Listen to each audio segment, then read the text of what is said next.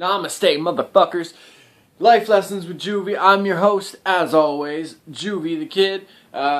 Submit your topics, Twitter, Instagram, at JuvyThaKid, JuvyThaKid.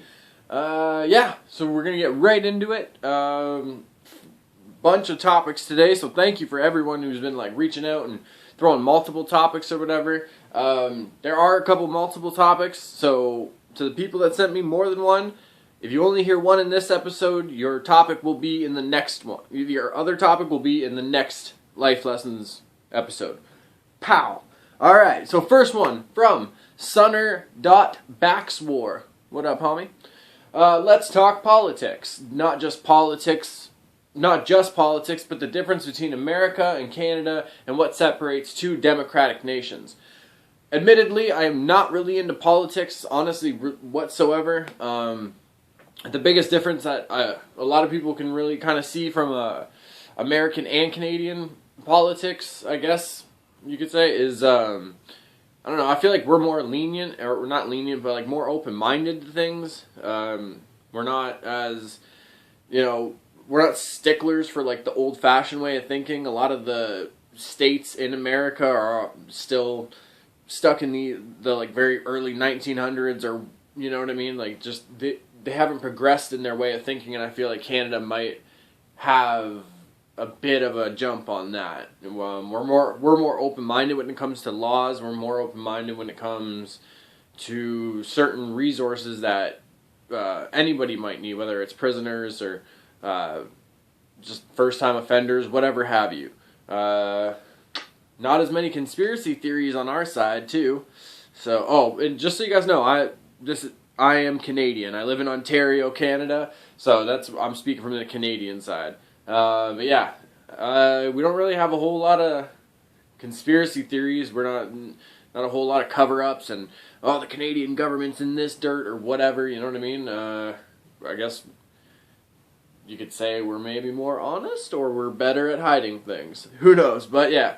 I feel the biggest difference between Canada and the States is we're way more open-minded when it comes to things, and a lot of states in America is still stuck in old-fashioned ways of thinking when it comes to punishments or anything. My brother Hamilfet. Let's see. The fact I connect better with people from other states and countries, but don't really have any local friends. Seems that I chat and have more in common with people from Canada and California. Well, that's one of the greatest things about social media and the internet and everything. I just realized I'm just keep going like this in my little swivel chair, so sorry about that. But yeah, that's one of the good things about social media and everything. You get to connect with a lot of like-minded people and find a lot of really beautiful people just to connect with and talk with and everything like that. Unfortunately, a lot of the time, it doesn't really end up being the local people, because for whatever reason, I don't know, it kind of works out even on my end that way. I talk and chat with way more people from Instagram or whatever, and we've started texting or whatever, than locally, really. Maybe it's a weird phenomenon and just the power of the internet that we haven't really realized, you know what I mean? Locally, maybe it's just kind of a lot of people are self-conscious, or they don't really have the resources to reach out and connect with other people like that. Whereas on Instagram or Twitter or Facebook, whatever, it doesn't matter where you're from, because anybody can just be scrolling through that little explore page on Instagram or whatever and find something that they like on somebody's page, and they just fuck with them. So I don't know, maybe it's just power and a phenomenon of the internet that we haven't grasped as much as we'd like to think yet. I'm going to tackle the other one from Hamilfet, because I got some footage that I actually am going to tie into this episode for you guys, because coincidentally it goes with this topic. So from Hamilfet again. Hobbies like the damn Star Wars collecting. I started with the prototype Boba Fett, and it has escalated to epic proportions. Now I get the big X-Wing fighter, and didn't like how it looked, so I weathered it. Repainting, kind of. Not to mention the helmets and armor. I clearly have issues. hey, if you got issues, brother, I'm with you.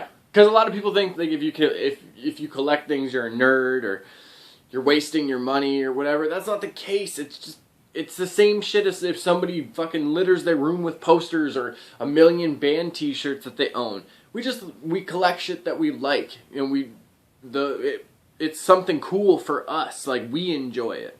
But you do have some struggles, and it gets very frustrating when you are a collector and you are looking for certain things or just trying to find something. And I had a little bit of a struggle with this recently, so I'm going to cut that footage in, have a look. We will return shortly. I'm gallivanting through Walmart right now, and they have no DC figures, well, like, except for that. No Batman, no Joker, nada. Fuck. Get your shit together, Walmart. It's not just about Marvel. We got DC too. I like both, but seriously, that is not enough. If collecting shit is wrong, then I don't want to be right. Just saying. Tons of different figures here. Mr. Fett. Young Sam Fisher, that's a repaint that I did. El Muerto, the dead one. This is a repaint I did of Iron Man and Batman. Kind of made him into the Iron Bat. Batman flag. Tons of different things.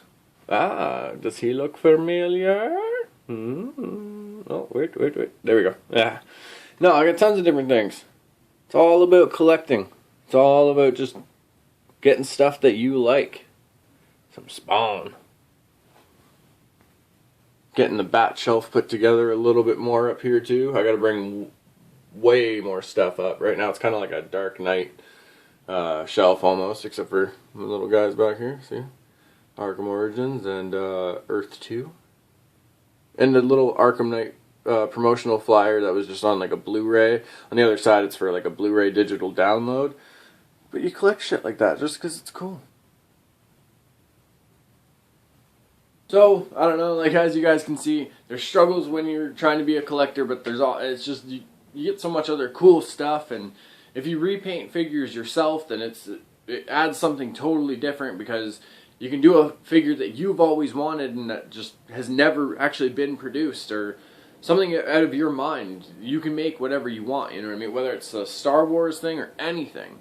Yeah, I don't know. Fucking... Some people who like collect though, they just do it so they can have like the material value, like, you know, oh, it's worth way more in the box, like, what if I sell it? Well, none of this shit that I have is being sold, and if I buy something, I'm taking it out of the box because I want to have it on my shelf to display and to enjoy, not play with, but like to enjoy and look at and everything, you know what I mean? Yeah, collecting shit's dope. Star Wars, Spawn, Batman. I got too many interests and everything, so it's just a whole smorgasbord of collectibles. But I don't know. Certain hobbies are really good. Certain hobbies maybe not so good if it's on Ed Gein's Jeffrey Dahmer side of life. If you want a hobby, I suggest collecting or repainting figures. Don't hurt people or make sex zombies. Cult King, spelled with K, K-U-L-T, King. I have anxiety and I've tried many different coping techniques. What do you or people you know... Oh, okay, sorry, I apologize. I have anxiety and I tried many different coping techniques. What do you or people you know do to cope with anxiety? Wow, I fucked that up. Well, obviously I swivel in my office chair here while I'm talking, so I don't know, I guess that counts. But, I do actually deal with anxiety, and I deal with depression on a daily basis. I've had really bad depression for years now. My coping techniques, these are all my own personal ones. I'm not condoning any of these. I'm not saying that you should try these and these are going to work for you. These are just outlets that have worked for me. First and foremost, I do not take antidepressants. I do not take any mood stabilizers, anything like that. I smoke marijuana, weed, whatever you want to call it, as a medicinal way to deal with that stuff, because honestly, when I do use it, whether it's edibles, whether it's me smoking it, it helps slow everything down, and it helps me be able to really analyze and reevaluate everything that's going on with me. And so sometimes I can let go of things that I've been holding on to, or I've just been in a weird like kind of funk in that day, like because the depression's really fucking with me. And I'll just chill, maybe watch some YouTube, brainstorm some ideas, and smoke a little session, and then I'll be okay because I don't even think about the depression. My mind's busy, and the weed is helping me kind of focus on other things. You know what I mean? Another thing that I do is poetry. I've put in 2 poetry pieces out.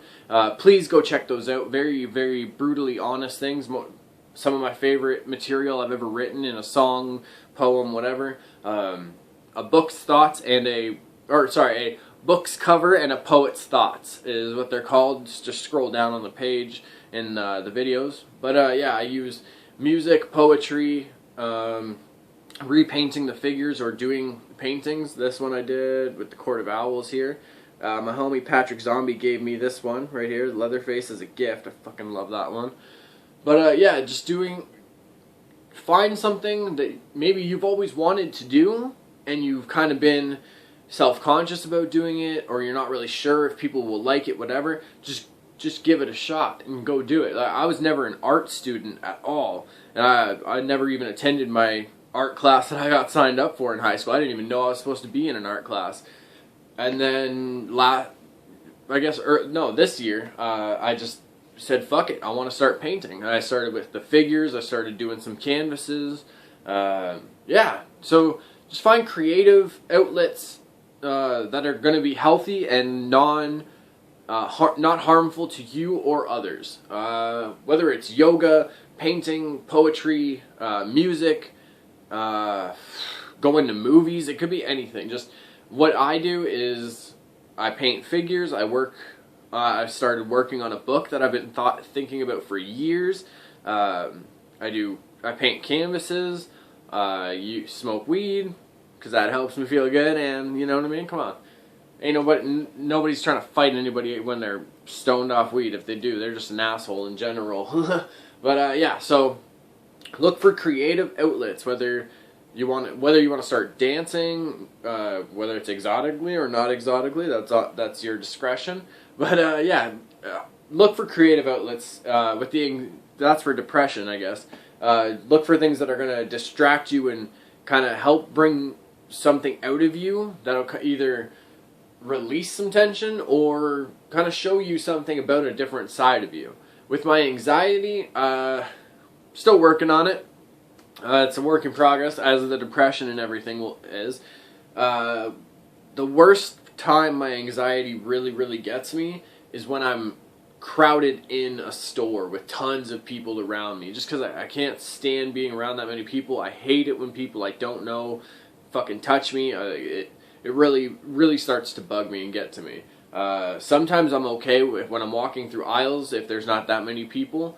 But once it gets to the lineup and there's people in front of me and beside me and everything, that really starts to fuck with me. But I don't know. My outlet for that is I just kind of do deep breaths. A great breathing exercise that I do. Look this up. It's called Wim Hof breathing exercises. WIM space HOF. This man is amazing, fucking superhero pretty much. But yeah, he's been on the Joe Rogan show and showed people how to do the breathing exercises, and I do that, and it kind of helps calm me down, and it kind of helps focus me in a way. It's weird, but some days, it's a lot harder than others to cope with the depression and the anxiety, but you got to keep doing it because unfortunately it's part of life, and you got to keep pushing through all of that shit. I deal with this shit every day, so you guys are definitely not alone. Know that. Last one. Cannibal Kill. Your outlook on the Syrian refugees coming to Canada. Let them in. Fucking let them in. Do some research on how Syria is right now. The fucking wars going on, the environment there. Let them the fuck in. If it was reversed, all the people that are saying fucking negative about it, Think about if the shit was reversed and you had to go there. They wouldn't be really fucking happy about us walking all over their shit either, or coming to their lands. But this is the situation. We have untouched land or whatever that they can live in. We can help them, so let's help them. That's what Canada does. That's what as people we should be doing. Fucking stop being a dick and saying Syrian refugees don't belong here, blah, blah, blah. If you think they're all terrorists, you're probably fucking racist, or you have some other shit going on. Let them the fuck in. They're pretty much coming from a fucking Mad Max environment. Like, that shit is fucking real out there. There's towns that have been trampled on by fucking soldiers, bulldozers, everything, and they have nothing left. So they're escaping bullshit to come here for opportunities. We need to fucking promote that. We need to help them along. So welcome, Syrian refugees. Welcome to Canada. I hope it all works out for you guys. And fucking we'll grab a Timmy's one day. That's it for me, folks. If I didn't get to your topics today, I will in the next episode, for sure. For all the quiet kids, freaks, weirdos, for the love of everybody, keep being weird. Please.